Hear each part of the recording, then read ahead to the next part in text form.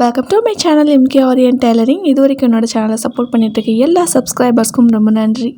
இப்போ அதே மாதிரி நம்ம வீடியோவில் என்ன பார்க்க போகிறோம் அப்படின்னா, ஒரு ஆரி ப்ளவுஸ் மேக்கிங் வீடியோ தான் பார்க்க போகிறோம். ஸோ இதை பற்றி நான் கம்யூனிட்டி டேப்பில் கேட்டிருந்தேன். நிறைய பேர் வந்து ப்ளவுஸ் மேக்கிங் வீடியோஸ் போடுங்க அப்படின்னு சொல்லியிருந்தீங்க. ஸோ அதனால தான் ஃபஸ்ட்டு நான் ட்ரை பண்ணுறேன். ஸோ இதுக்கு வந்து வரவேற்பு நிறைய இருந்ததுன்னா இன்னும் இந்த மாதிரி வீடியோஸ் நிறைய அப்லோட் பண்ணலான்ட்டு இருக்கேன்.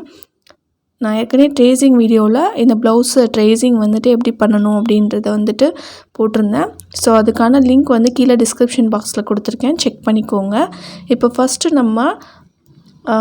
நம்ம லைன் ட்ரா பண்ணியிருக்கிறதுல ஒரு லைன் செயின் ஸ்டிச் போட்டுட்டு அந்த செயின் ஸ்டிச்சுக்கு உள்ளே வர மாதிரி ஒரு லைன் வந்து செயின் ஸ்டிச் கொடுக்குறேன்.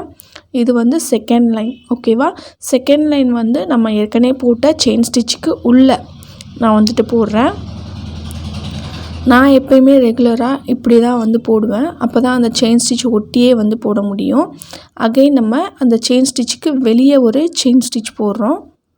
ஆக மொத்தம் நமக்கு வந்து 3 லைன்ஸ் வந்து செயின் ஸ்டிச் கிடைக்கிது, ஓகேவா?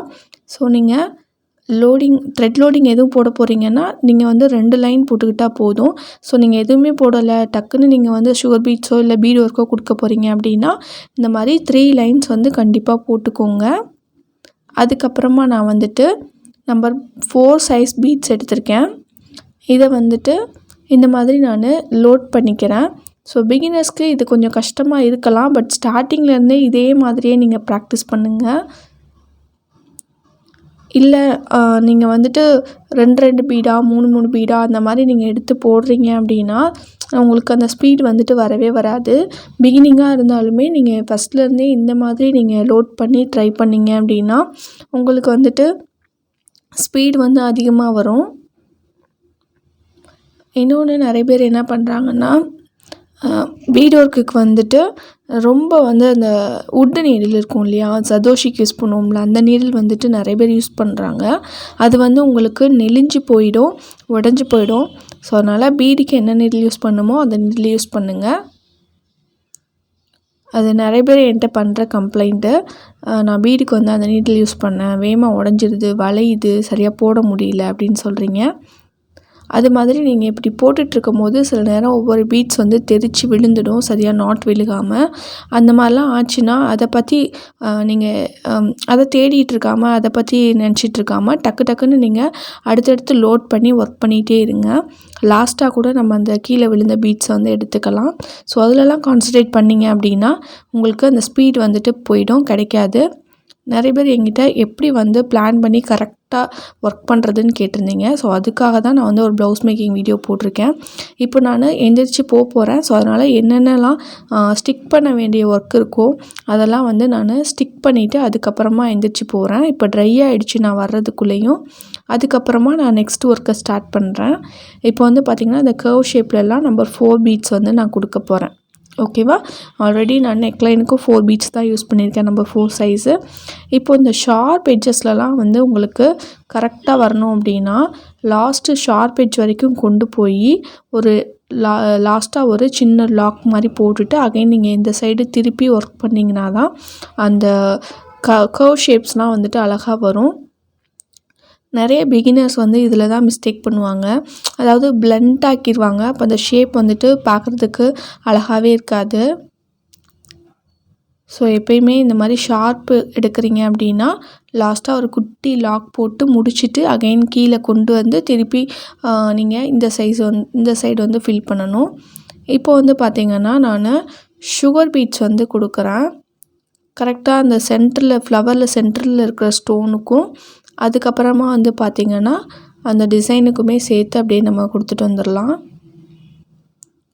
ஸோ ஒவ்வொரு ஸ்ட்ரைப்லேயும் வந்து பார்த்திங்கன்னா முடிக்கிற இடத்துல என் நாட் போட்டு முடித்து அதுக்கப்புறம் அடுத்த லைன் வந்து ஸ்டார்ட் பண்ணணும். ஸோ என் நாட் போட்டு நீங்கள் முடிக்கிற மாதிரி தான் இருக்கும்.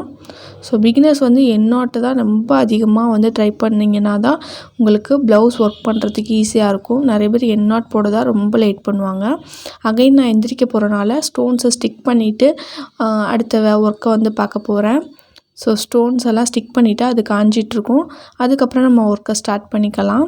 இப்போது ஒவ்வொரு அந்த சுகர் பீட்ஸுக்கும் நடுவில் வந்துட்டு நான் செயின் ஸ்டிச் வந்து கொடுத்துட்ருக்கேன். நீங்கள் சுகர் பீட்ஸுக்கு பதிலாக நீங்கள் பீட்ஸே வந்து கூட யூஸ் பண்ணிக்கலாம். இப்போது சுற்றிலும் வந்து நான் ஜஸ்ட்டு ஜரி அவுட்லைன் மட்டும்தான் கொடுத்துருக்கேன். ஸோ அதை தான் காமிக்கலை நான். சும்மா ஜரி த்ரெட் அவுட்லைன் மட்டும்தான் கொடுத்துருக்கேன். இப்போது எனக்கு அந்த ஃப்ளவர் வந்து ரொம்ப உள்ளே போயிட்ட மாதிரி இருந்தனால அகெயின் வந்து வெளியே ஒரு சின்ன ஷேப் கொடுத்து அதில் செயின் ஸ்டிச் போட்டுட்டு சென்டரில் வந்து சுகர் பீட்ஸும் லாஸ்ட்டாக வந்து அந்த நம்பர் 4 பீட்ஸும் வர மாதிரி நான் வந்து கொடுத்துருக்கேன். இது வந்து இன்னும் கொஞ்சம் நல்லா அந்த டிசைனை என்ஹான்ஸ் பண்ணி காமிக்குது. ஸோ எனக்கு இந்த டிசைன் வந்து ரொம்பவே பிடிச்சிருந்தது, அழகாக இருந்தது இது கொடுத்த பிறகு. ஸோ ஹோப்ஃபுல்லி உங்களுக்கும் இந்த டிசைன் ரொம்ப பிடிச்சிருக்குன்னு நினைக்கிறேன். நீங்களும் கண்டிப்பாக ட்ரை பண்ணி பாருங்கள். நெக்ஸ்ட்டு நம்ம ஸ்லீவ்ஸ் எப்படி ஒர்க் பண்ணுறதுன்னு பார்க்கலாம். நான் நடுவில் ஒரு 1.5 to 2 inches வந்து கேப் விட்டுட்டு ஒரு லைன் போட்டிருக்கேன். அதுக்கப்புறமா வந்து நான் ஏற்கனவே ட்ரேசிங் மெத்தட் வந்து போட்டிருக்கேன். ஸோ அதை வீடியோ பார்க்காதவங்க கீழே டிஸ்கிரிப்ஷனில் லிங்க் இருக்குது, பார்த்துக்கோங்க. ஸோ அது மாதிரி அந்த மெத்தடில் நான் வந்துட்டு ட்ரேஸ் பண்ணிக்கிறேன். இந்த மாதிரி 2 விரலை வச்சு நீங்கள் ட்ரேஸ் பண்ணும்போது அப்படியே வந்து அழுத்தி பிடிச்சிட்டே ட்ரேஸ் பண்ணுங்கள். எப்போயும் ஃப்ரேமில் போட்ட பிறகு தான் நீங்கள் இந்த மாதிரி ட்ரேஸ் பண்ணணும். ஃப்ரேமில் போடாமல் வெறும் கிளாத்தில் வச்சு ட்ரை பண்ணாதீங்க. திருப்பி ஃப்ரேமில் போடும்போது டிசைன் அங்கிட்டு இங்கிட்டும் வளைஞ்சி நெளிஞ்சிட்ருக்கும். அதை மட்டும் கவனமாக நோட் பண்ணிக்கோங்க. ஒன்று MK ஆரியில் தான் இப்படி சொல்லி கொடுத்தாங்க அப்படின்னு சொல்லிட்டு இது பண்ணாதீங்க. எப்பயுமே ஃப்ரேமில் போட்ட பிறகு அதுக்கப்புறமா வந்துட்டு நீங்கள் ட்ரேஸ் பண்ணால் தான் கரெக்டாக இருக்கும். இப்போ ஸ்டிக் பண்ணுற வேலையெல்லாம் முடிச்சிடலாம். அது ட்ரை ஆகிறக்குள்ளேயும் நமக்கு ஏதாவது ஒர்க் இருந்தால் முடிச்சுட்டு வந்துக்கலாம். ஸோ எப்பயுமே ஏதாவது ஸ்டிக் பண்ணுற ஒர்க் இருக்குன்னா அதை ஃபஸ்ட்டு முடிச்சுட்டு அது கொஞ்சம் ட்ரையாக விட்டுட்டு ஒர்க் பண்ண ஸ்டார்ட் பண்ணுங்கள். ஒரு சில இது வந்து பார்த்திங்கன்னா நம்ம ஸ்டிச்சஸ் போட்டுட்டு அது உள்ளே ஒட்டுற மாதிரி இருக்கும். அந்த மாதிரி ஒர்க்கை வந்து ஸ்டிச்சஸை முடித்த பிறகு நீங்கள் பண்ணுங்கள். இப்போ நான் நம்பர் 4 சைஸ் பீட்ஸ் வந்து கொடுத்துக்கிறேன். அப்படியே வந்து நான் அந்த கர்வ் சைஸும் நான் கொடுக்குறேன். எப்போயுமே த்ரெட்டை கட் பண்ணி ஒர்க் பண்ணாமல் நீங்கள் வந்து கண்டினியூஸாக வந்து என்னென்ன முடித்து எது பண்ணுனா வந்து நம்ம டைம் சேவ் ஆகுன்றத நீங்கள் பிளான் பண்ணி ஒர்க் பண்ணணும். இப்போ வந்து பார்த்திங்கன்னா அந்த சுகர் பீட்ஸ் வந்துட்டு நான் கொடுத்துக்கிறேன். ஒவ்வொரு ஸ்ட்ரைப்ஸ்லேயும் ஒவ்வொரு இதுலேயும் நீங்கள் எண்ணாட் போட்டு தான் வந்துட்டு முடிக்கணும். எண்ணாட் போடாமல் அப்படியே கண்டினியூஸாக வந்து போடாதீங்க, அது வந்து பார்க்க அழகாக இருக்காது. ஸோ ஒவ்வொரு லைன்லேயுமே நான் எண்ணாட் போட்டு தான் போட்டுக்கிறேன். இப்போ இதை முடித்த பிறகு நான் ஜரி த்ரெட் கொடுக்குறேன். ஏன்னா நம்ம இப்போ ஜரி த்ரெட்டை கீழே அவுட்லைனுக்கு ஒரு 3 லைன்ஸு கண்டினியூஸாக கொடுக்க போகிறோம். ஸோ இதுதான் வந்து பிளான் பண்ணி ஒர்க் பண்ணுறது. எவ்வளோ பெரிய டிசைனாக இருந்தாலும் நீங்கள் வந்து பிளான் பண்ணி ஒர்க் பண்ணிங்கன்னா டைம் ரொம்பவே சேவ் ஆகும்.